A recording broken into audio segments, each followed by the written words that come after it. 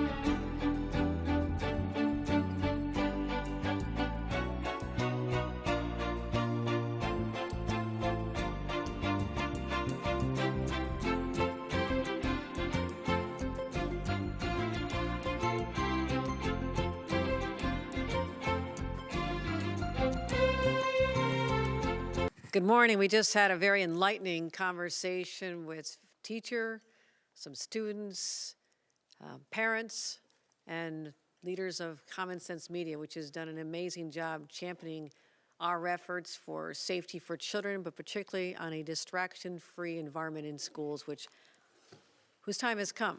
And I want to thank all of the leaders there. They're out here lobbying all day.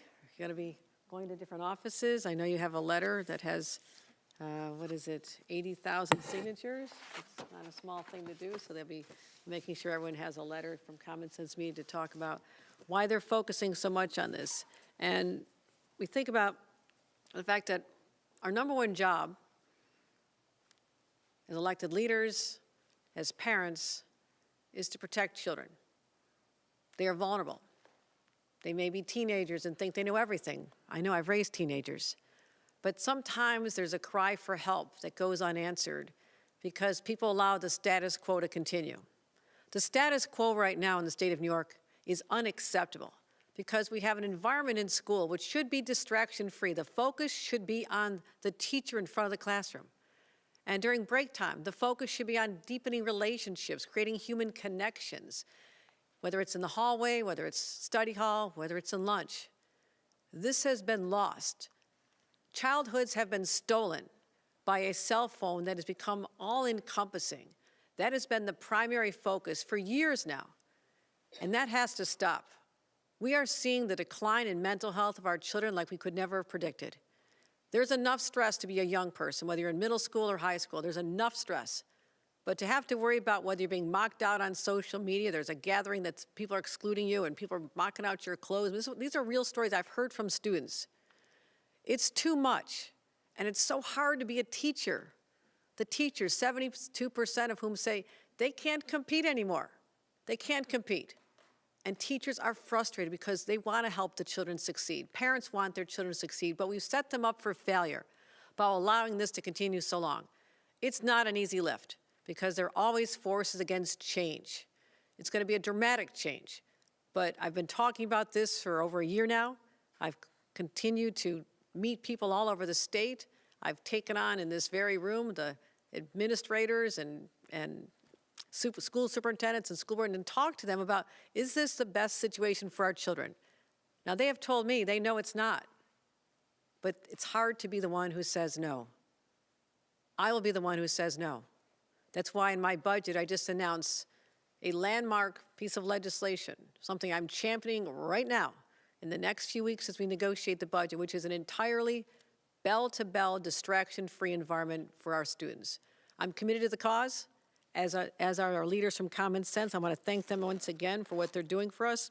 But how can we continue something going on in our state that we know is harmful to the mental health of our kids? Let's liberate our children. Let's get this done. Thank you very much. And with that, I'm going to bring up Allison DeVore to deliver some remarks for us. Allison.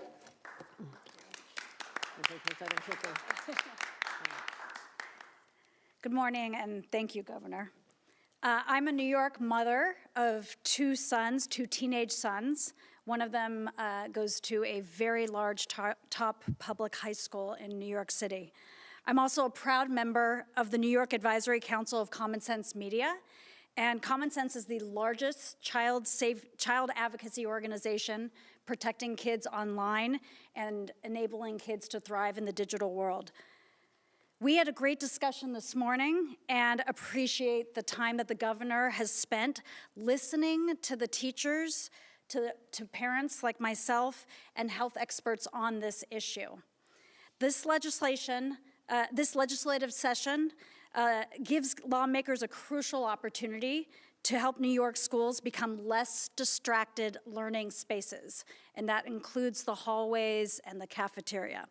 Common Sense's research reveals that smartphone distractions are significantly impacting the academic achievement and the well-being of the students. Nearly 70% of teens report that social media distracts them from schoolwork, and other studies have consistently found negative correlations between their achievements in the classroom and the use of the phone. The evidence is clear. Smartphones in classrooms and in the schools are disrupting the learning environments and the kids' ability to socialize in between and process the learning. The evidence is clear, and the governor's proposal supports mental health, students' mental health, academic success, and well-being, not by eliminating tech, but by creating spaces where students can fully engage with learning and with their peers. We also strongly support Governor Hochul's AI safety proposals and will reduce harm to children from AI companions and would make it illegal to use AI to create child sexual abuse material in New York. And Common Sense is in Albany today on a number of other issues with the same goal, to protect our kids online. My husband and I have struggled to manage screen time for our sons, even though we both have tech backgrounds. Our kids and their peers are constantly lured by the algorithms embedded in the social media and the video game sharing platforms. They cannot stop. Their brains have not developed yet, making it difficult for them to complete their homework, to get enough sleep, and maintain their health, and to finish their work and learn within the classroom because their focus is somewhere else. Children's and teens' brains are still developing, particularly in areas related to self-control, impulse regulation, and decision-making, so it makes it hard for them to stop watching. Their brains do not fully mature until the mid to late 20s, which makes it even harder for students to resist the instant gratification of the technology in the school. Research shows that teens who spend more than 3 hours a day on social media double their risk for depression and anxiety, and multiple studies demonstrate that the explosion of social media use has contributed to a rise in anxiety, depression, rates of self-harm, and suicide among children and teens. Families will always play a critical role in managing our children's digital lives. We recognize this, but we cannot do this alone. It's too difficult and we can't manage it at the schools. Just ask any parent. We need the state of New York on our side. We urge the New York State Legislature to pass these proposals this session.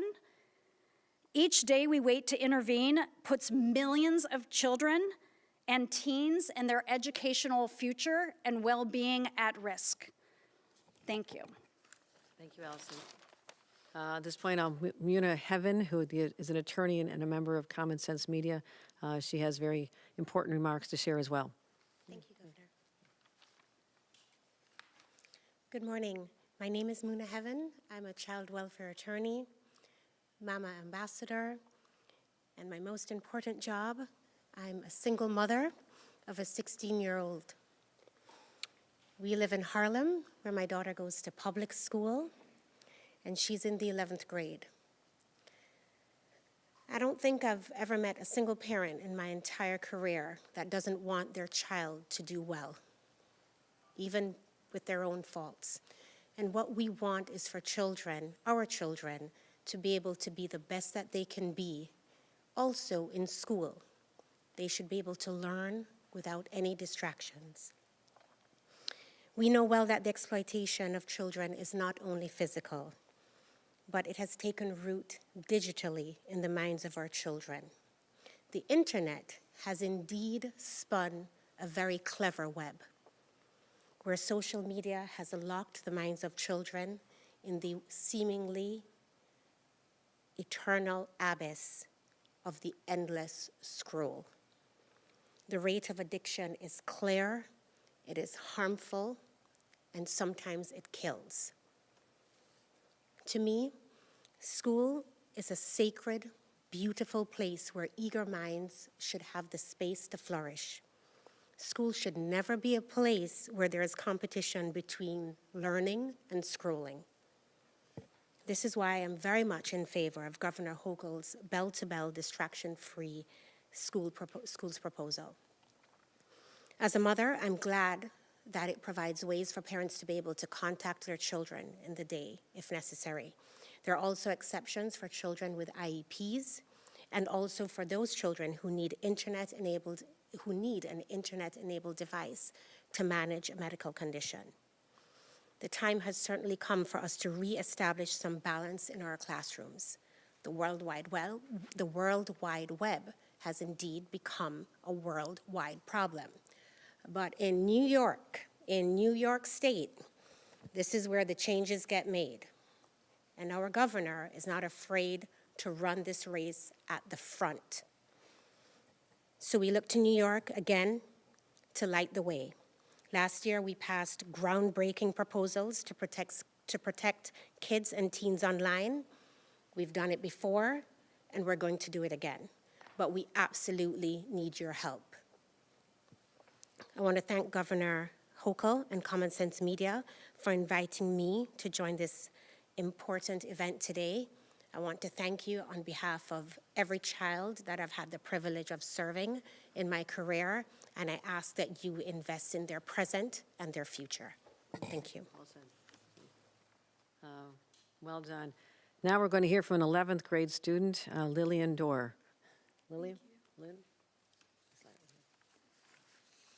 Good morning. My name is Lily Dewar. I'm a junior at Massapequa High School on Long Island.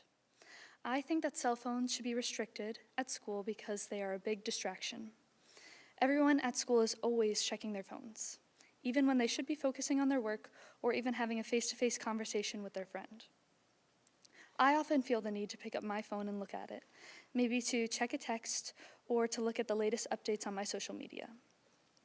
During free periods like lunch and study hall, everyone is always checking their phones, and I think we do it purely out of habit. I think that if we couldn't look at our phones during the school day, my friends and I would feel much more relaxed and less anxious and distracted.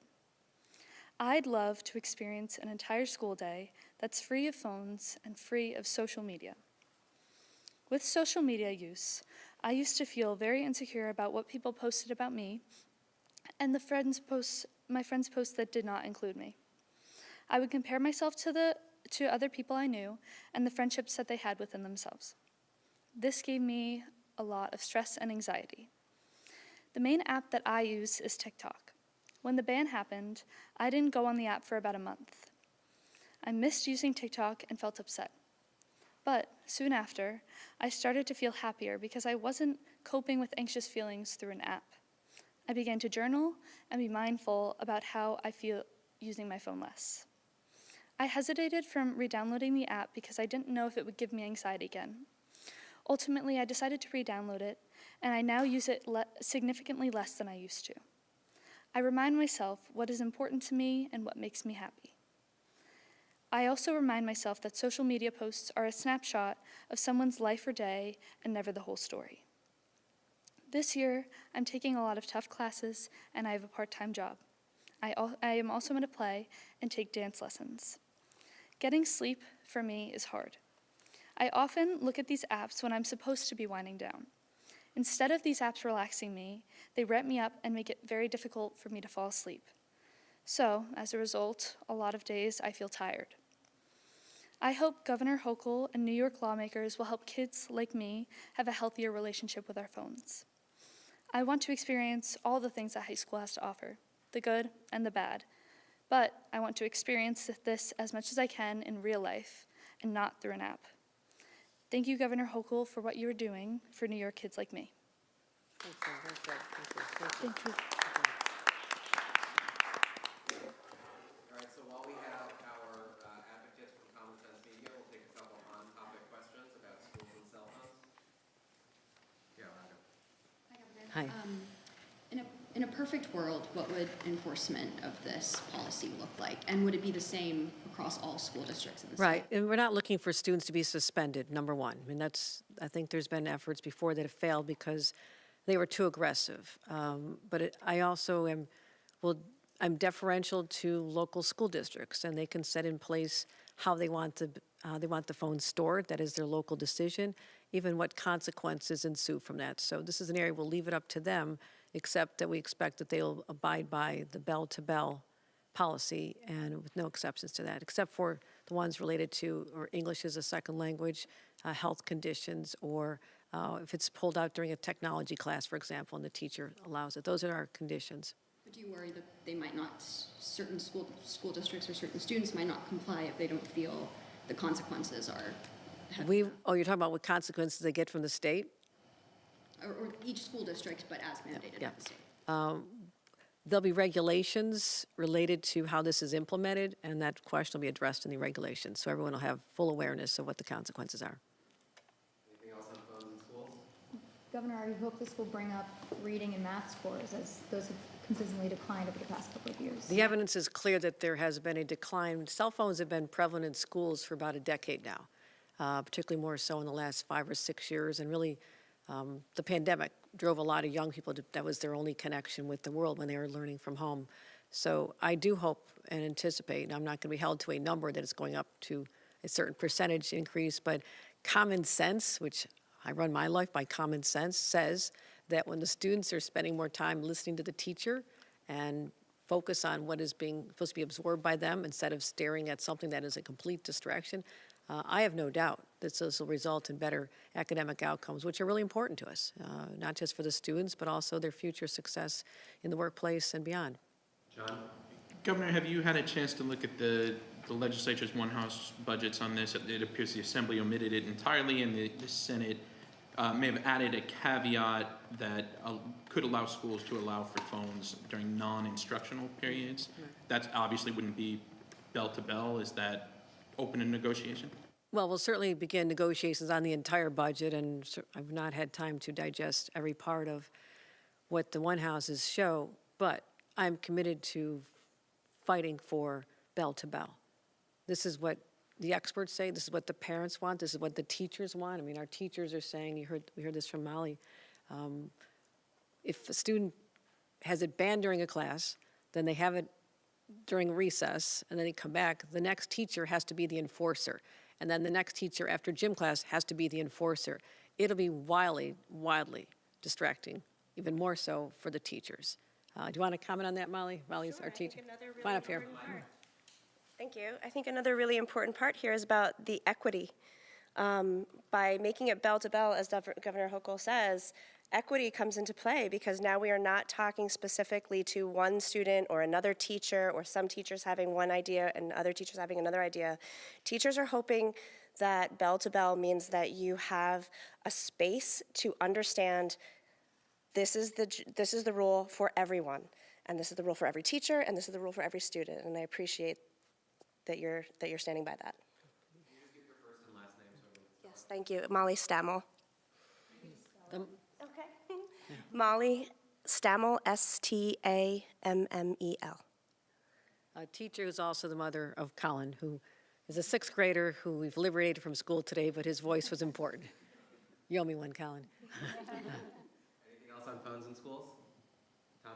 Governor, the 13.5 million, is that because districts asked for it? And, are you willing to spend more? Because some of the math shows if you were to account for yonder pouches or cubbies for everyone, it would be 6 times more than that. Right. And some schools have already gone ahead with this. I mean, I visited some in this area, and they literally have what looks like your behind-the-door shoe rack when you're first out of college and you have that tiny apartment, there's no place to put your shoes. You hang them in a shoe rack.